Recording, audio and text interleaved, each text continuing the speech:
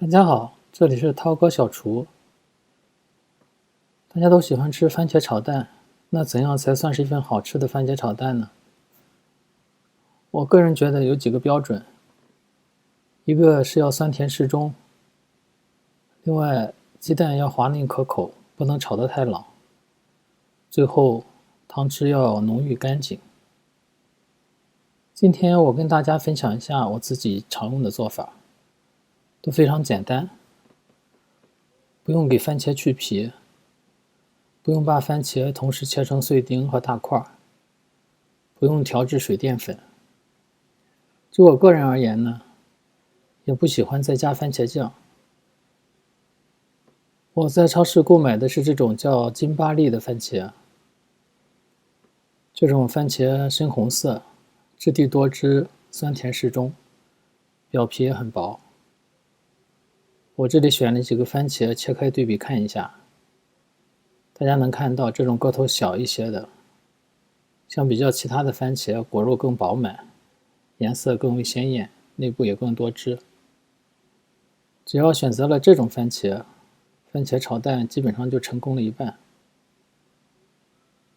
也有一种情况，你买回的番茄比较生，我的做法就是不把番茄放在冰箱里，而是放在常温阴凉的地方，过个2-3天，也会变得红润饱满一些。现在我先用新鲜番茄来做这道菜。番茄洗净切块，小葱切成葱白和葱绿分开放，鸡蛋加盐打散。现在开始炒菜，先将鸡蛋炒散，鸡蛋稍微凝固就盛出来，锅不用洗，直接放入葱白，爆出香味儿，然后加入番茄，稍微翻炒。这个时候可以加一些盐，加盐可以让番茄更快的出汁。翻炒一会儿，看看能不能炒出红色的汤汁。如果觉得番茄不怎么出汁，这个时候也可以加入少量的水，盖上盖子稍微焖煮1-2分钟。大家可以看到，现在番茄的汤汁出来了，看上去汤汁还有点多，也不浓稠，但是没关系，这个时候就可以加入鸡蛋了，翻炒一下。大家可以看到，鸡蛋放进去之后，汤汁就变得浓稠了。此时就可以关火，撒上葱绿，装盘出锅。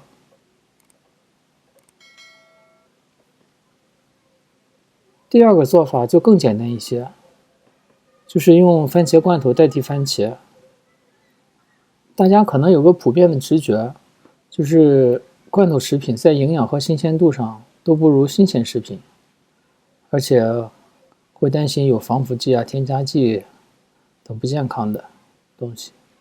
实际上就番茄罐头而言，它的营养和我们在超市或者市场买的新鲜番茄不相上下。英国有一部纪录片《食物情报组》曾采访了一位食品专家，这个专家表示，在罐头番茄中，平均每100克有5.3毫克的茄红素，普通番茄呢，每100克只有3.3毫克的茄红素。也就是说，就番茄中最有营养价值的茄红素来说呢，罐头比新鲜番茄更多。我手里用到的就是用纪录片中所提到的意大利圣马力诺生产的番茄做成的罐头。这种生长在那不勒斯附近的罐头已经去皮，但保留了整颗的果实。大家可以看看配料表，只有番茄汁、番茄、盐和罗勒，没有任何其他的防腐剂和添加剂。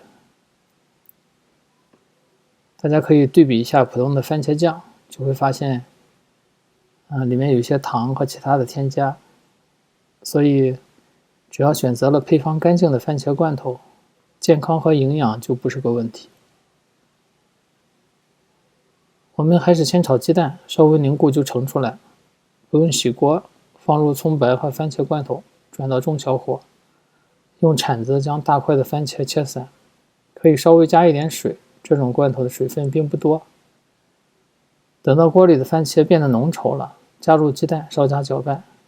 这个时候可以尝一下味道，看看是否需要加入盐。如果自己觉得有些太酸了，也可以加一点糖。最后撒入葱绿，关火装盘。跟用新鲜番茄做的番茄炒蛋相比较呢，罐头番茄做的炒蛋颜色更为鲜艳，汤汁也更浓郁。感谢观看，也欢迎点赞、收藏、转发这个视频。关注饕客小厨，我们一起来尝试一些简单实用的家常菜。